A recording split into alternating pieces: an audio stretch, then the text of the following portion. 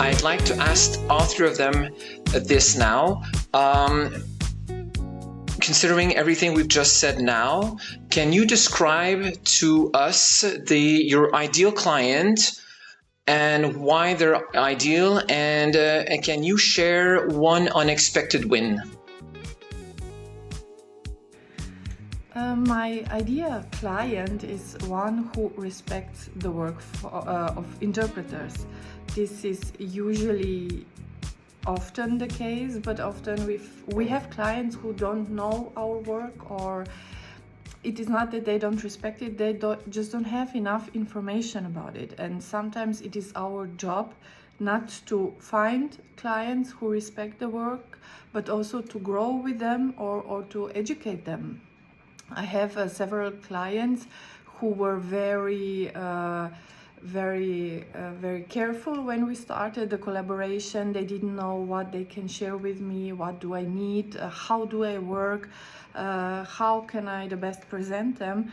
And after a few months, and now later also after a few years of collaboration, they became my best clients because they were interested in my work, and they're also interested to share their voice and their message. So they try to assure to me everything that I need: preparation material, booth if it's a larger conference, technical support, and we have a great and successful collaboration with them. But this is only possible if the client is also interested in learning about our work and in educating themselves.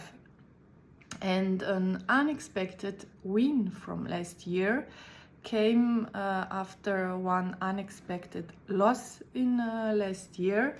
There was a huge fiscal gap which I went through, and it came with an accounting error where I relied on external consulting, but ended up in very difficult financial situation, fiscal situation, where I had to find solution on my own.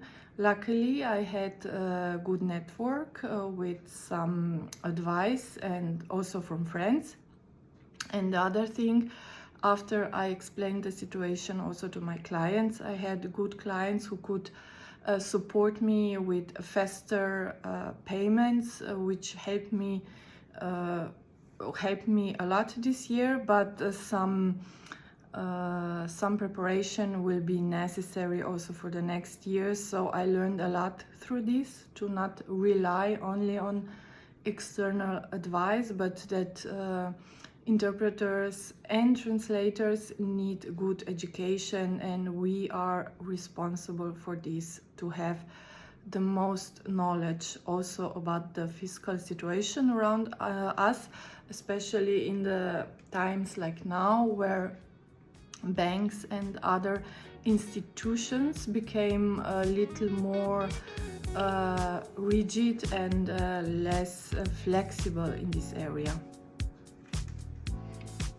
My ideal client is definitely a client who recognizes the worth and the importance of my work and of my profession as an interpreter.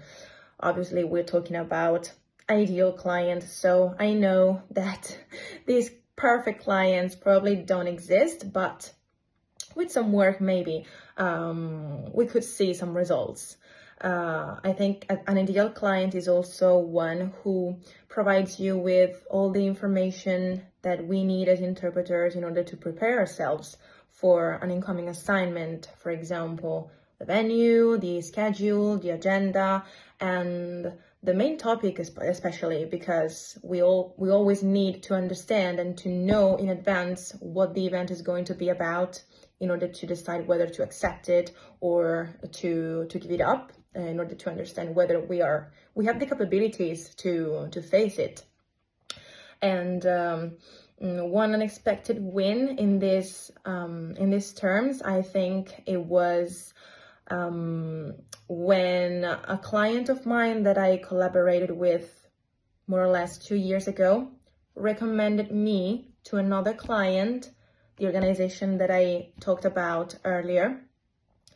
because probably he saw something good about my work and my and me as a person. So that meant that I had done something good during that assignment, and he probably recognized the importance of the figure of the interpreter. And that also meant that I managed to build a strong relationship of trust with this client. And I will always be grateful to him for recommending me to this organization, because without him, I probably would have never had the chance to take part in that big convening that took place in March. My ideal client is the client that sees and senses quality and professionalism. It's the one that goes the extra mile because he wants things done right. Sure, they have a budget, but they're not afraid to become flexible when they know that the stakes can be high and what it will entail if the project is not done with the quality and care that their project so requires. It could make them lose face in the blink of an eye. And it was actually in a recent assignment that took place over the course of the summer. It was with a financial entity. And this was the first time that this financial entity had seen me work. And the feedback that I got from the client that had hired me directly was that they were so impressed with the quality of my work that they wanted to register me as a direct vendor.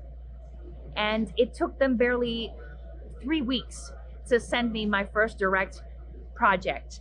So I would say that my favorite client, if I have to, structure it in few words, I would say it's the client that's got the eye to set you aside and stand you out from among the crowd. Sure, if budget-wise, they can choose whoever they want, but sometimes they're willing to go the extra mile when they sense that you got that oots that's going to, make them look good, and make them look good over the course of time. Absolutely, you are spot on, Marie. And I also agree with what Francesca and Carmen said. There is a common theme here. Your ideal client is someone or a company or some other organization that recognizes the value and the importance of what we do. They also understand, either because they've been educated through your personal direct relationship over the years, because you three have been managing professional relationships with a set of direct clients for a number of years. So that has helped. Of course, language professions, unfortunately, are not regulated. We cannot count on a professional organization to implement industry-wise communication and awareness plans to explain what we do and how we help society and organizations function, or even systems like legal systems, healthcare systems, and so on. Of course, and also we don't benefit from the prestige of regulated professions like medical, legal, and engineering. So client education and awareness comes through the information that they get from their own direct vendors, like Carmen, Francesca, and Marie, and all of those of our colleagues who maintain a direct relationships with a set of clients that are not agencies. So that is a big step forward for those who do not have a roster of direct clients. It's one of the ways forward, because education does work. Clients do get the importance, the impact, the value that we give them when they see the results of our work, when they ask for communications to enact a change, convince a group of people, whether it's shareholders, clients, employees, and so on, and they see that the communications that we've provided in 1, 2, or 3 languages are actually producing the effects that they were looking for, they get the value. So it's not just about telling, it's about showing. Give them the results they are looking for, make it a repeatable process, a repeatable result, and direct clients will get on board with us. They will get the value, and once they have tasted the results, the impact, the improvement that they were looking for, they will be ready to pay for quality service that is 100% human made.